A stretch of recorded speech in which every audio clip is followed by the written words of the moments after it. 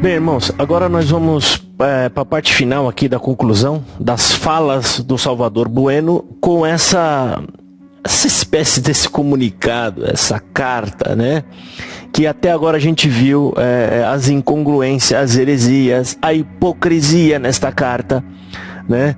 Volto a falar e ressalto, ele dizendo: o Senhor me faz saber. Enquanto esses camaradas estiver colocando o nome de Deus nas heresias que eles inventam e nas lambanças que eles fazem, eles estão, eu não consigo ver de outra forma, eles estão caminhando a passos largos para o inferno, porque é pecado grave usar o nome de Deus em vão, ainda mais quando eles fazem isso para se auto-justificar, né? Eles não assumem os erros que eles fazem.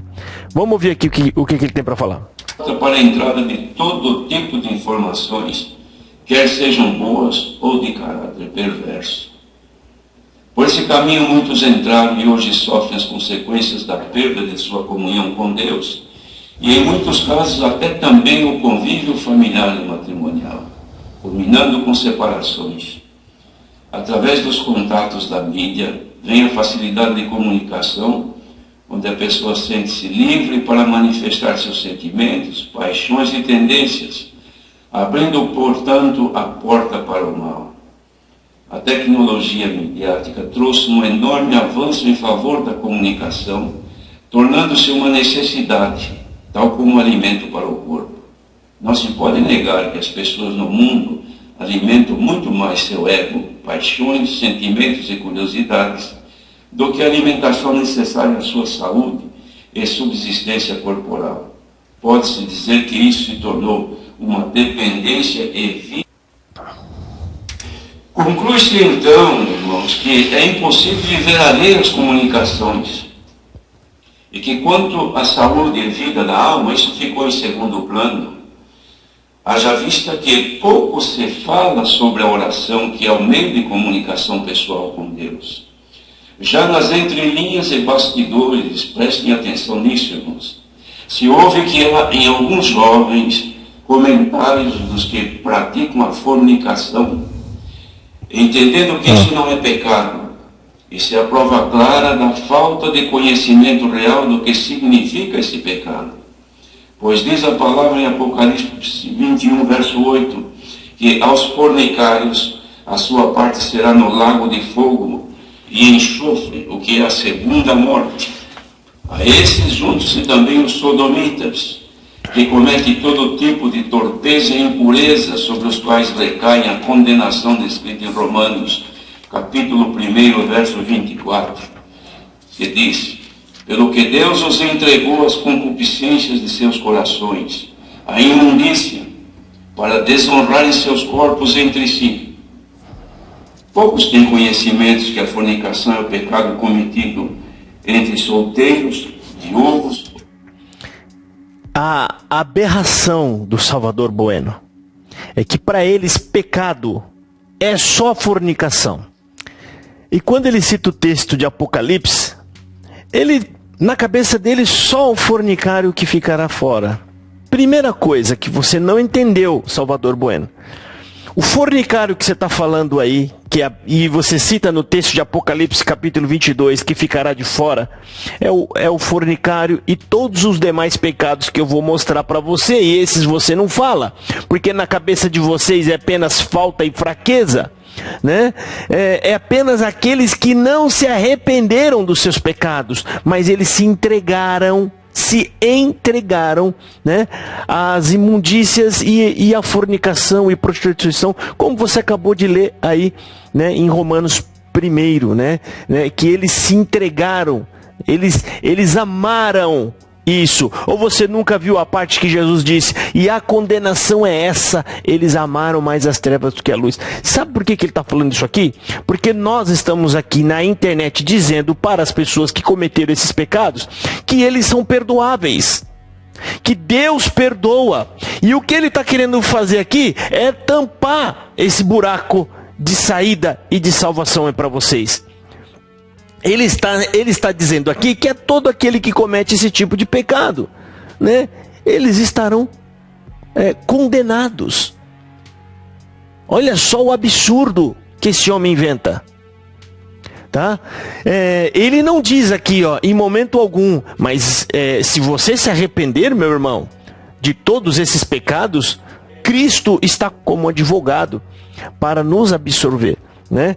Só que ele não fala, pessoal. Agora eu vou complementar o texto que ele leu, só a parte que lhe interessa, né? Olha só o interesse desses camaradas, manter as pessoas debaixo do medo da condenação. É isso que eles fazem. Eles não conseguem pregar a salvação em Cristo, então eles pregam o medo de Deus. Olha aqui, ó. Mas ficarão de fora os cães.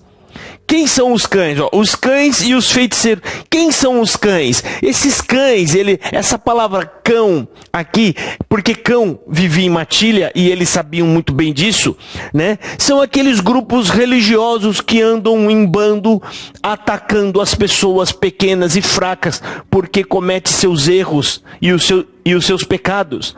Eles andam em bandos e isso conclui-se que ficarão de fora os cães e os feiticeiros, que são o mesmo grupo de pessoas, andam em bando atacando. De que forma? Rogando praga, maldições e maldizendo as pessoas.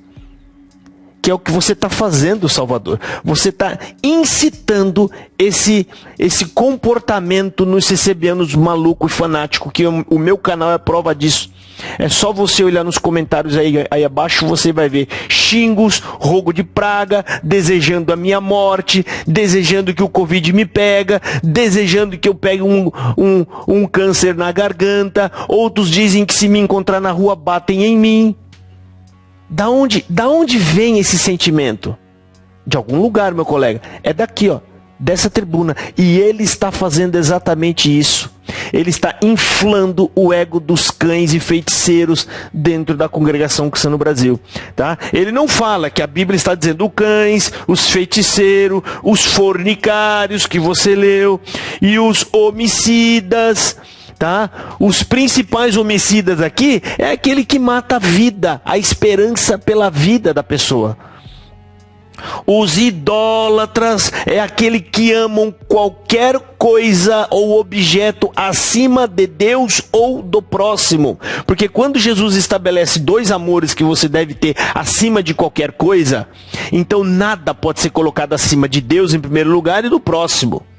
Você entendeu? Então quando você passa a amar, mais uma coisa, quando vocês me xingam, me atacam, me ofendem para defender uma coisa chamada congregação cristã no Brasil, você está automaticamente cometendo o pecado de idolatria e você não vai para o céu.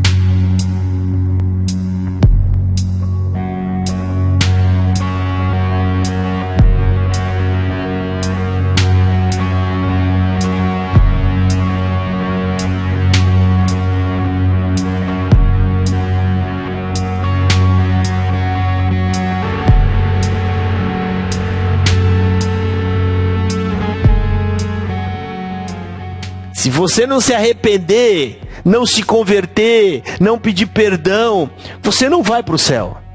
Viu, Salvador? Você é um idólatra. Você está colocando a placa dessa igreja acima do evangelho. Tem mais. A qualquer um que ama e comete a mentira. Como eu já mostrei para você, você distorce a verdade, pregando salvação por obras.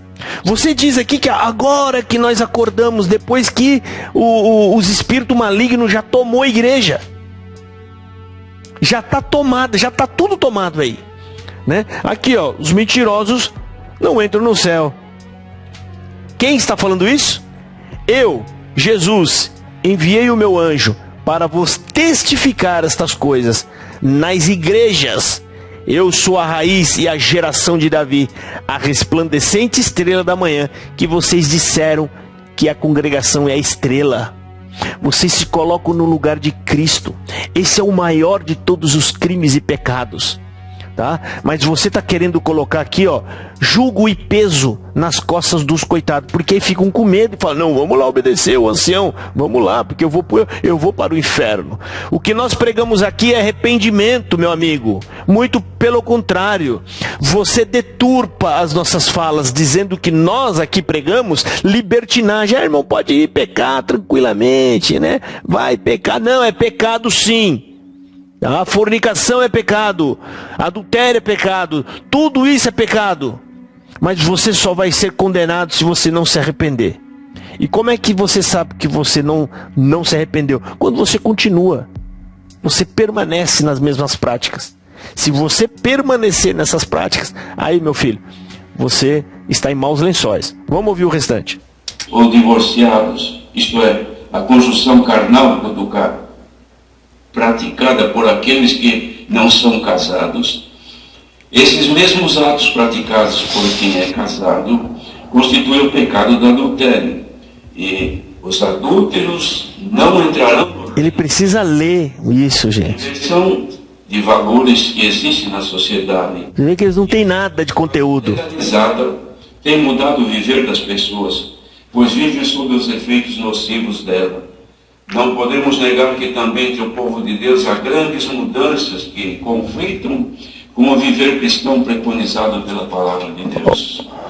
Olha o absurdo. Os ensinos dados pelo Senhor Jesus e as cartas apostólicas reprovam a forma de viver segundo o mundo e não segundo o Evangelho.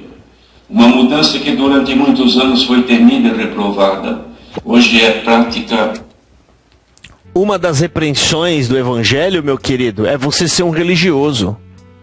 Alguém que defende mais um sistema religioso do que a própria palavra e o Evangelho de Cristo. Nessa cartinha você está falando de Evangelho e Cristo, que isso não é a realidade de vocês no culto, porque tudo isso é um texto redigido. Simples assim. Aí o CCBano ouve uma carta dessa uma vez na vida e fala, não, minha igreja é cristã. A minha igreja é cristã.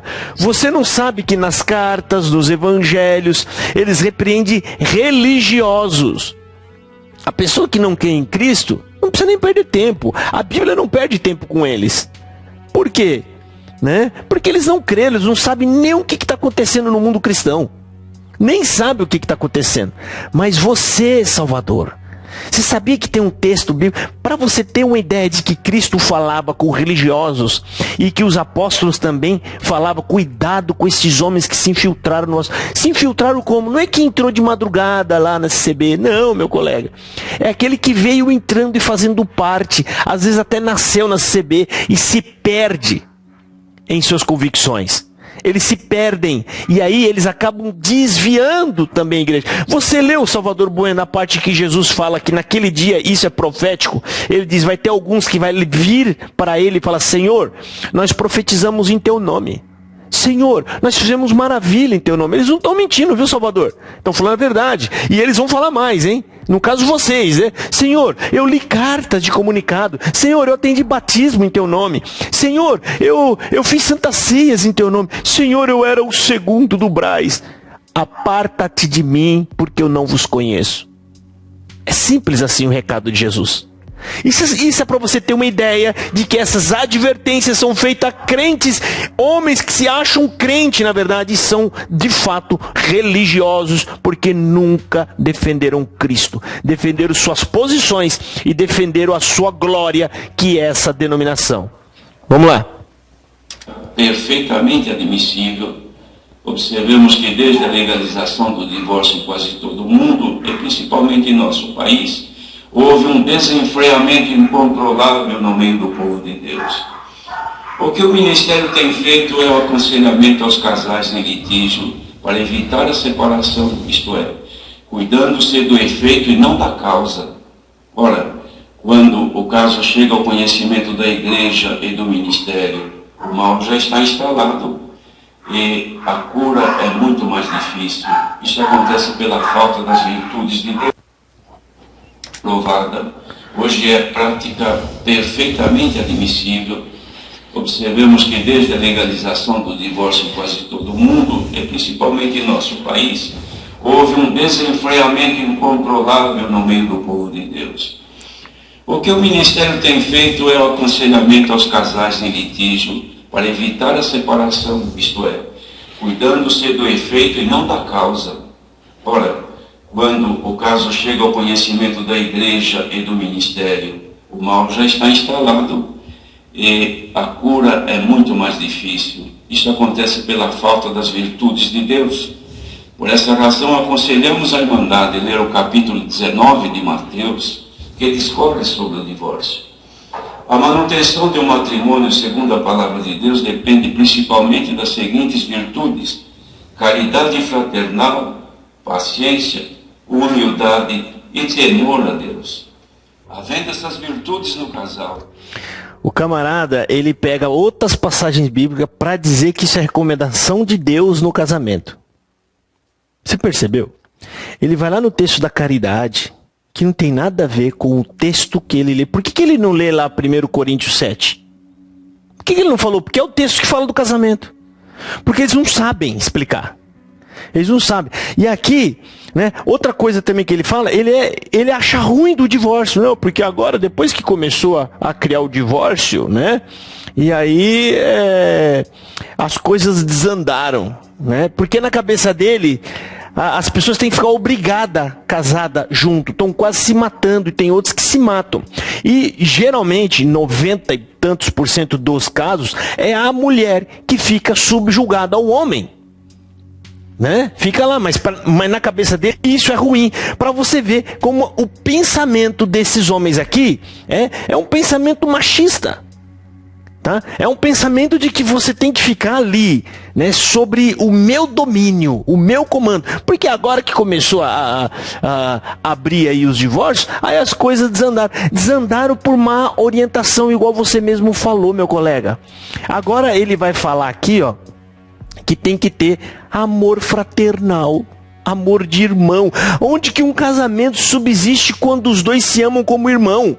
Casamento é amor carnal, é atração física e sexual, tá? É a primeira coisa que deve atrair um casal, um ao outro, um achando o outro bonito ou tendo atrações físicas, né? Porque é essa química que vai levar pro resto da vida, tá? Tendo aquela atração um pelo outro, satisfazendo assim ambos os desejos. Sou eu que estou falando isso? Não, 1 Coríntios 7. 1 Coríntios 7. Mas eles falam disso? Não. Até a palavra sexo eles têm medo de falar.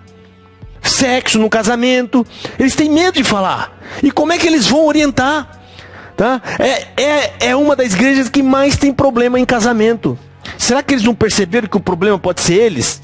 Não, mas ele está aqui dando orientações esdrúxulas. Isso aqui, ó, eles pegam textos diferentes, isolados, né, e imputa como obrigação em cima de um casal. É óbvio que não vai dar certo.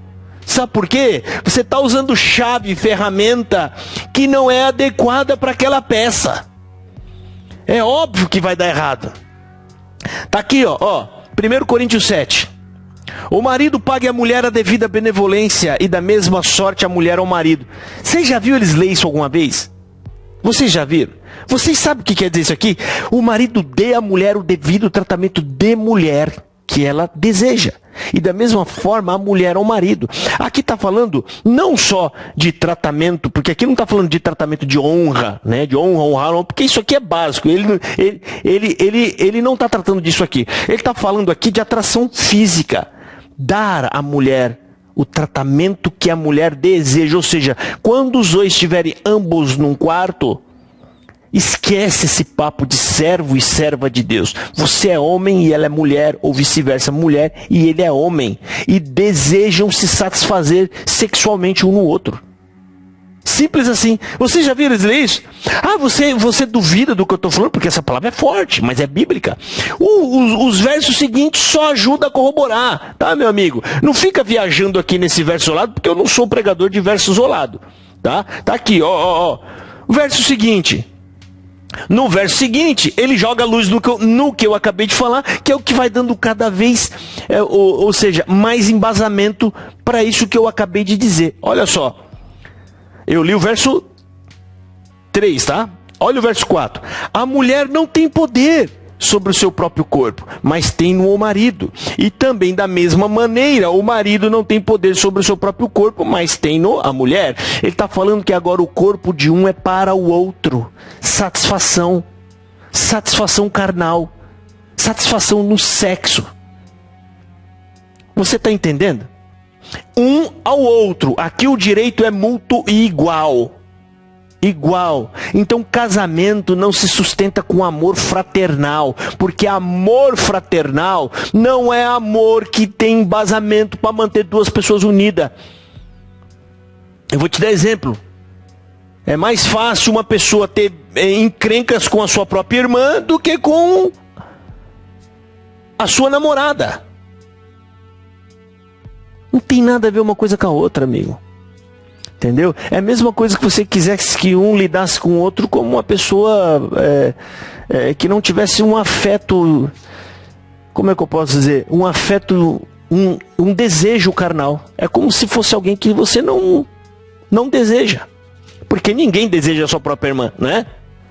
Então tá aí, ó, tá as aberrações que eles falam. E aí os casamentos lá são orientados dessa forma. É lógico que não vai para frente. É lógico que não vai para frente.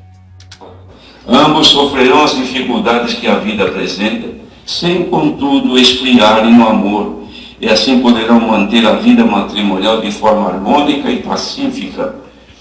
Os efeitos nocivos da separação conjugal é extremamente grande.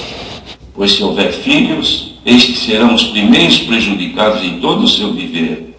Quando alcançarem a adolescência, surgirão as sequelas oriundas de um viver.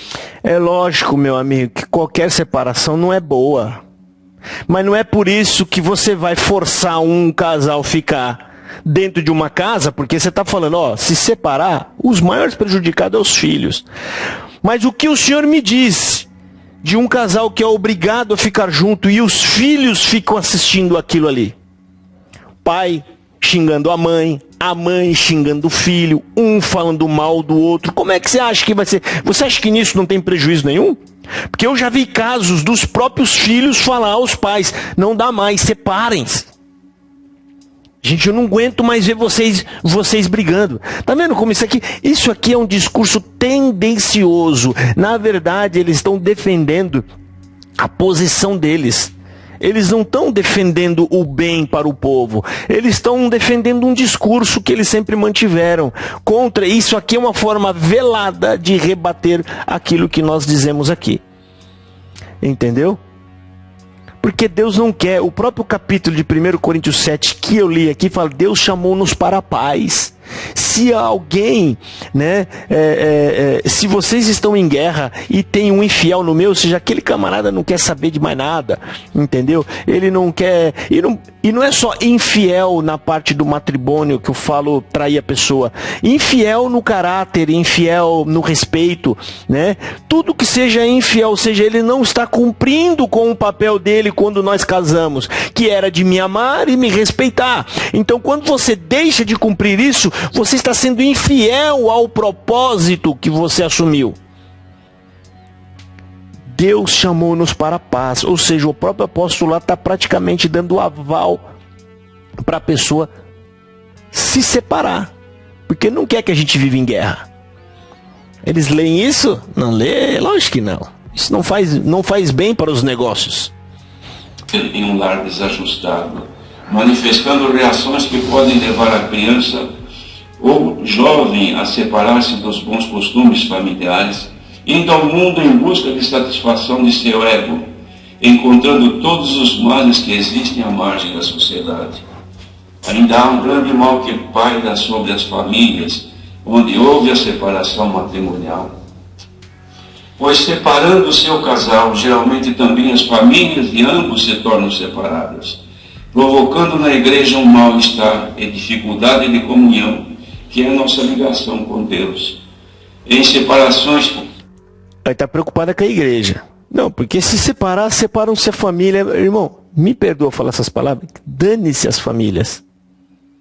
Não é por conta da família, ou eu não quero levar um mal-estar lá para a igreja, então eu vou continuar casada com esse camarada aqui, com esse Zé Ruela que só me espanca, ou me trata mal, ou me deseja mal, ou me xinga. Para com isso, rapaz. Acorda. Pelo amor de Deus, como é que vocês têm coragem de fazer um discurso desse, meu amigo? Né? E isso porque o negócio foi redigido. Imagina se não fosse. As partes mais preocupantes aqui é quando ele fala sem ler. Você pode ver, quando o CCBano aqui, desses anciãos, eles param de ler e vão falar, é aí que você tem que prestar atenção. Por incompatibilidade, àqueles que esperam que o ex-cônjuge caia no pecado, isto é, casando-se de novo e assim possam ficar livres para contrair novas núpcias, entendendo que isso não é pecado. Isso é a prova de que a pessoa não tem conhecimento da verdadeira graça do Senhor Jesus. Isto porque, irmãos... Exatamente, não tem conhecimento da verdadeira graça do Senhor Jesus. Sabe por quê, Salvador? Na CCB, quando há separação, eles ficam torcendo para o outro casar primeiro, pecar ou qualquer coisa. Porque foi vocês que ensinaram isso. Isso aí são um subterfúgio que eles criam para poder driblar. Se vocês não tirassem a liberdade de quem se separou e contraiu um novo matrimônio, eles não pensariam assim. Você pensou, você entendeu a lógica? Né? Se você diz, e você acabou de ensinar aí agora, né? Não pode separar de hipótese alguma, que isso é um absurdo, tá? Isso é um absurdo. E vale falar para você, ó, a ministra Damares aí tá criando um projeto aí de Maria da Penha vai à igreja, tá? Se chegar um caso de mulher sofrendo abusos na igreja e você não denunciar, se você não levar isso à delegacia, você será cúmplice. Você está entendendo? Eu quero ver o que você vai fazer com esse discurso seu aí. Você pode ver que esse discurso não tem nada de Deus e de Cristo e de revelação, porque ele já não se adapta mais à realidade do nosso país. Como eu falei há pouco atrás, né? Quando é algo vindo de Cristo, ele permanece, ainda que passe 2000 anos. Ele se adapta porque a verdade é de Cristo, ela conhece o futuro, tá? Ela se adapta muito bem. Mas tá aqui, ó, tá? Cuidado, hein? Ministra Damares lançou um projeto aí, Maria da Penha vai à igreja. Quero ver quando chegar uma irmã espancada, né? Ou com reclamações de que está sofrendo qualquer tipo de abuso, pode ser moral, pode ser ofensa, e vocês, isso sirva de alerta para todos vocês CCBanos. Se vocês veem esse tipo de comportamento e os ministros atenderem algum caso desse e não fizerem nada, vão à delegacia e denuncia. Olha lá, vamos ver.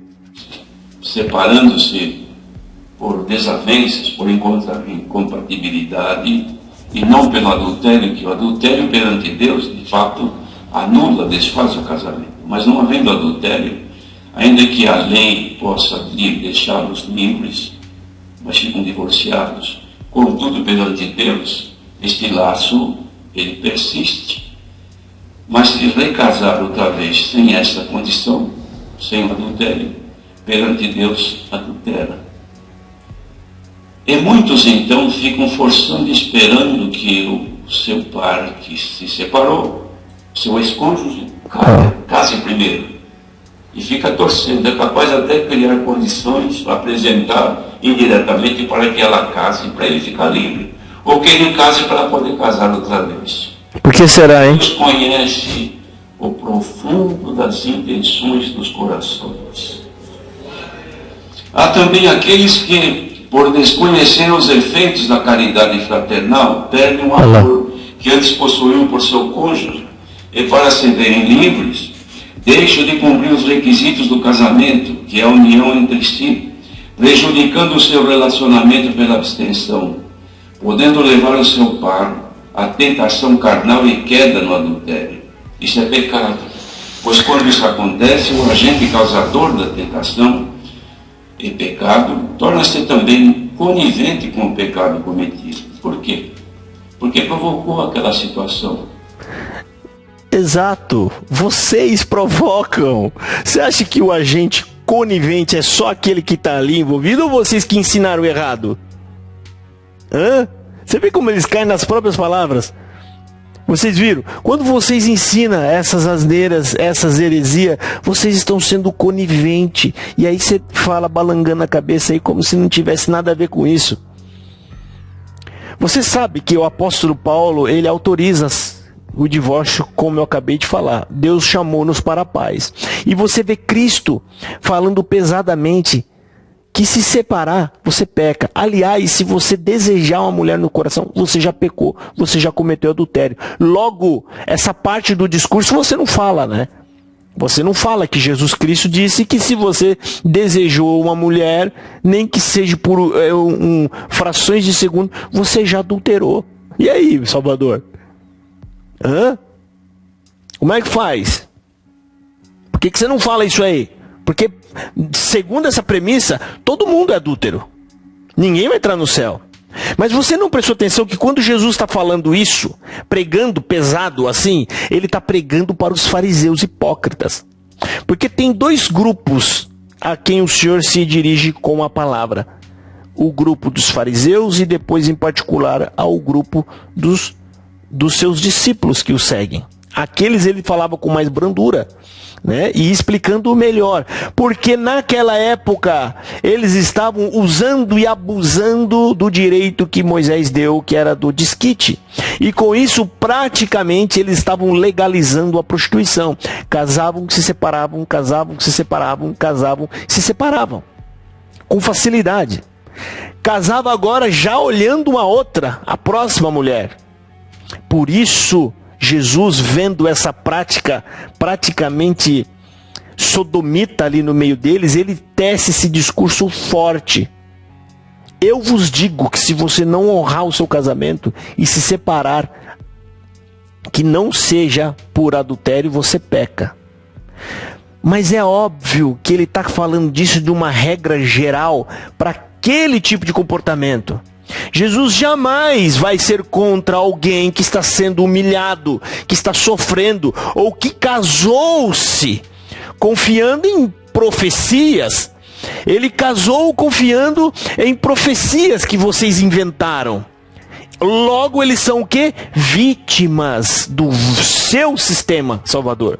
Vocês inventaram o sistema de confirmação de palavra para casamento, e essas pessoas se casam sem nem ter nenhum pingo de compatibilidade. Elas não se amam, e é óbvio que isso não vai para frente. Logo, vocês coniventes, vocês são os verdadeiros culpados, e essas pessoas que se separaram e casaram novamente, elas são apenas vítimas desse sistema que vocês inventaram. Então Paulo exortava os irmãos de Corinto, escrito em 1 Coríntios capítulo 7, verso 5. Não vos defraudeis um ao outro, senão por consentimento mútuo por algum tempo, para vos aplicardes à oração, depois ajuntai-vos outra vez, para que Satanás vos não tente pela vossa incontinência.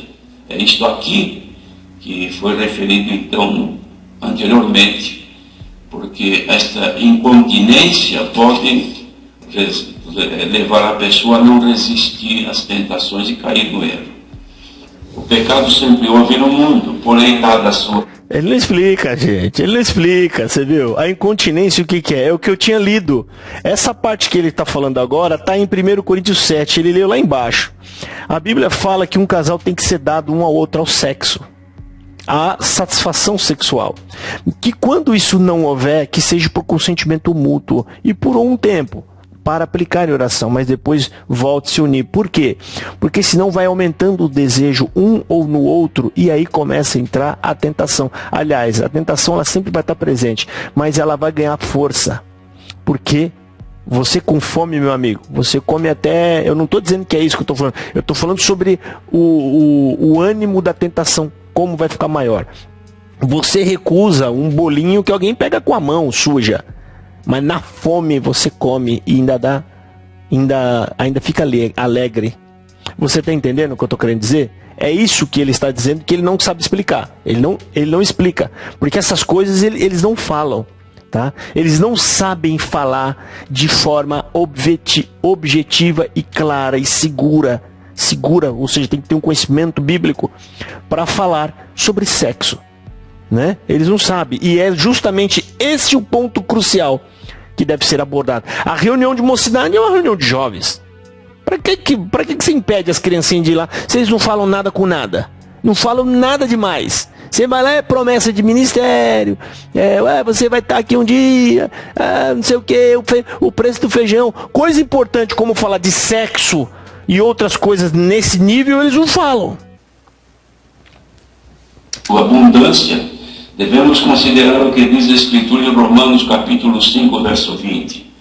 Veio, porém, a lei para que o pecado abundasse. De fato, irmãos, a lei trouxe as proibições para os que cometiam os atos ilícitos perante Deus, mas não deu força para a pessoa não pecar. Então, a lei...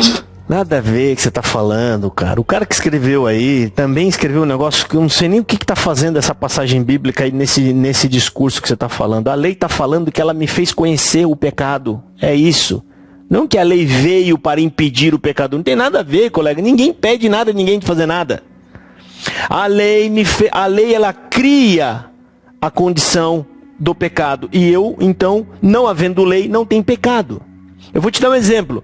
Você está andando numa rodovia e no Brasil não existe lei de trânsito. E você está a 200 por hora. Você está errado? Não. Você está cometendo alguma infração? Não. Entendeu? Se eu criar uma regra de trânsito, lei de trânsito, e colocar uma placa lá, 100 por hora o máximo, e você passar ali a 200, você está cometendo um crime. Você está cometendo uma infração ao Código do Trânsito. É isso que ele está querendo dizer. A lei mostrou-me o meu pecado. A lei me mostrou. E por isso, quando criou-se a lei, o pecado aumentou, porque eu comecei a enxergar ele em todos os lugares. Até no meu modo de olhar eu percebi que eu pecava. Até no meu modo de falar eu vi que eu pecava. No modo de eu desejar eu entendi que eu pecava. Mas, como cresceu tanto, a graça de Cristo era muito maior do que isso. E ela foi me buscar, me perdoando em todas essas amplitudes de pecado. Você vê, não sabe o que está falando. Quando eles entram em Romanos, meu amigo, aí um banzé velho começa. Porque eles não entendem a Bíblia. Esclarecia, mas a pessoa não tinha força para se livrar do pecado. Porém, onde o pecado abundou, superabundou a graça. E é essa graça que Jesus nos deu. Ela abundou tanto em nós que nos dá força de resistir o pecado. Não tem nada a ver, não tem nada a ver. A graça de Deus, ela vem abundar para me impedir de pecar. Não tem nada a ver, colega. Ela me dá força para resistir do pecado. Você sabe o que está querendo dizer esse discurso? Ele está querendo dizer que ele é santo, que ele não peca. Ele está querendo dizer que ele está na graça e ele é santo, ele não peca. Porque a congregação que está no Brasil, na pessoa desses anciões e do Salvador Bueno, né, eles acreditam que não pecam. Eles acreditam que são justos. E por isso essa igreja ensina salvação pela própria justiça. Ele não tem ideia do que ele está falando, como eu já acabei de explicar aqui. A graça superabundou o pecado, ou seja, onde a lei mostrou os meus pecados, a graça foi até lá, né? Foi até a mais, né? Mostrando que tudo aquilo era perdoado em Jesus Cristo. Simples assim. Sou perdoado em Cristo, continuo um ser humano, continuo um pobre de um coitado, continuo pecando, continuo caindo, né? Porque na verdade Cristo é só a misericórdia dele que vai me levar até o fim. Mas isso aqui é um discurso de um puro fariseu que acha que ele é justo pelas suas obras. Mas a graça que está dentro de mim, ela não me deixa pecar. Ela me livra do pecado. E você, mero cicebiano, se você fornicar, você é um pecador. Então para ele aqui, se você observou, o único pecado que ele falou é o pecado sexual. Na cabeça deles, o pecado é só o sexual. Mais nada. Acabou. Logo, ele não fornicou, ele não adulterou, então ele acredita que ele é santo. Eu desafio o CCBano pegar desse culto para trás uma oração desses camaradas.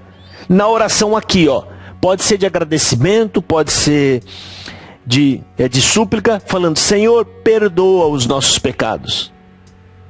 Fala para mim, você sabe que a Bíblia, Salvador, chama vocês de mentirosos. Se você disser que não peca, você é mentiroso e a verdade de Deus não está em você.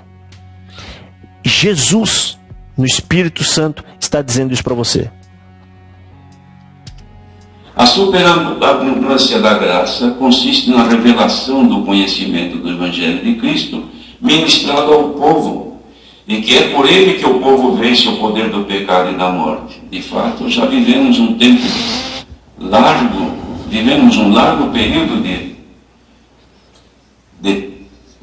de abundância de graça. Já faz tempo que Deus nos faz abundar nesta bendita graça, onde houve uma grande dispensação dos dons e virtudes de Deus. Ele acrescenta uma palavra, porque ele não consegue falar tudo, aí ele perdeu, ele fala: faz tempo que o Senhor faz a gente abundar em graça. Isso não está escrito lá, tá? Ele colocou, é para você ter uma ideia de como ele se perde no texto, tá? Volta a falar, é lamentável que ele tenha que ler um texto, onde no texto está falando apenas de assunto bíblico, assunto relacionados à fé, e isso deveria ser oral, já deveria estar no coração dele, porque ele é ancião, irmão. Isso tudo que ele está falando, eu falo disso, eu não tenho texto nenhum, e eu estou corrigindo ele, várias coisas, tem que ficar pausando e corrigindo, porque eles não têm nenhum. Quando ele fala espontaneamente, que ele dá aquela pausa, ele vai falar, é onde ele mais erra. Imagina ele falando isso tudo da própria cabeça. Vocês estão muito mal, CCBano. Muito mal instruído. Tá aqui, ó. Ele acredita que pecado é apenas o pecado de fornicação, ou pecado de prostituição, ou de adultério. Ele não sabe que ele é um pecador quando ele diz que não peca, que é santo, que a graça não deixa ele pecar. Mentira! Aonde se viu isso na Bíblia, Salvador? Eu te desafio a mostrar que a graça não te deixa pecar.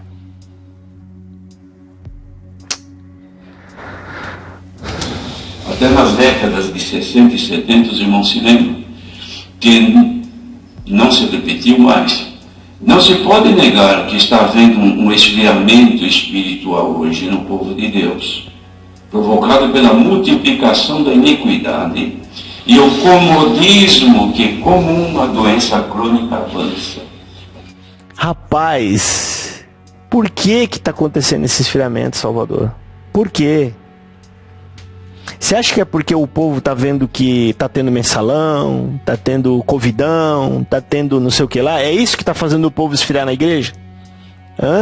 É a atuação do STF, é a atuação daquilo. Você acha que é isso que está fazendo o povo esfriar na igreja? Ou é o comportamento de vocês? Ou será que é a forma com que vocês se pronunciam, a forma com que vocês dirigem a igreja? Você acha que o povo fala: não, eu não vou mais na igreja? Por que você não vai mais na igreja? É porque o jogo de futebol lá foi comprado. Eu não vou mais na igreja. Por quê? Porque o político que ganhou a eleição não era o meu favorito. Eu não vou mais na igreja porque aprovaram uma lei lá que eu não gostei.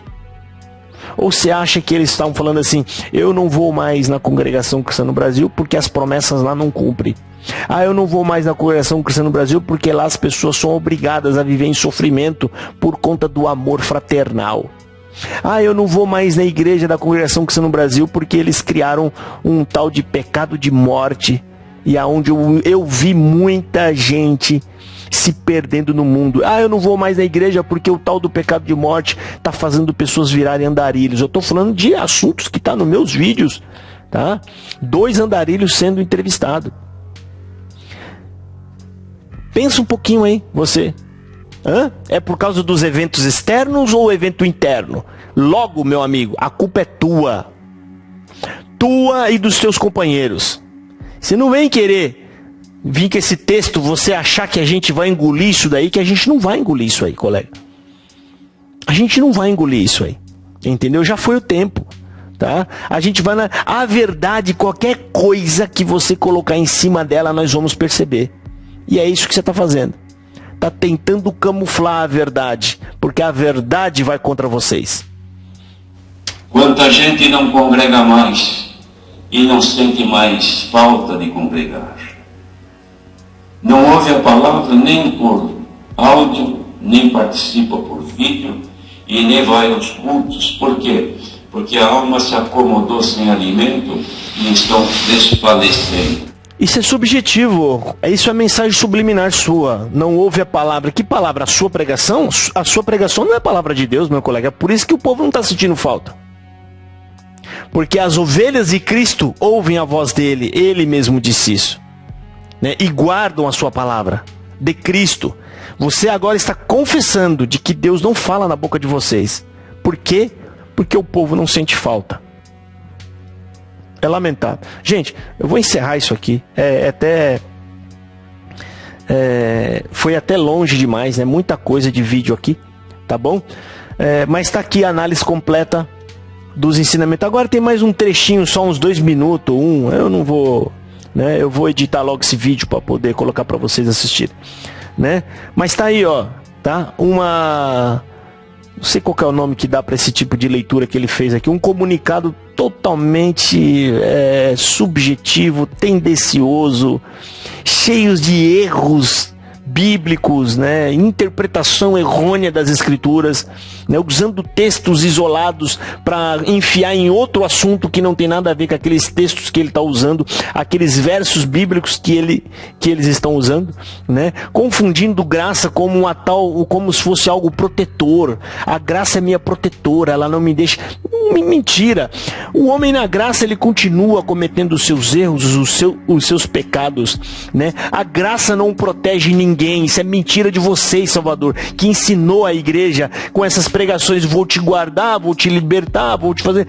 Nós continuamos vulneráveis ao mundo. Não à toa os homens de Deus que estão na Bíblia foram arrancados as suas cabeças. Arrancaram as cabeças dele, mataram apedrejada, né? Penduraram na cruz. E aí, eles não tinham a graça de Deus? Não tinha a graça de Deus? É um absurdo isso aí que você fala, né? Davi não tinha graça. Ele não tinha graça, ele tinha Deus, hein? A unção estava dentro dele. Ele não tinha graça, ele pecou. Não à toa está perdoado e ele está no céu. E aí, como é que você explica isso? E como é que você explica a carta de João que fala: todos nós pecamos. Quem disser que não peca, mente, e a verdade de Deus não está nele. Como é que você explica isso, Salvador? Como é que você pega essa sua fala agora e encaixa nesses versos bíblicos que eu acabei de citar para você? Sabe por quê? Porque vocês mentem segundo as Escrituras. Vocês deturpam a verdade com falsas interpretações bíblicas. Fica esse alerta aqui para vocês, irmãos. Deus abençoe a todos. Fiquem na paz de nosso Senhor Jesus.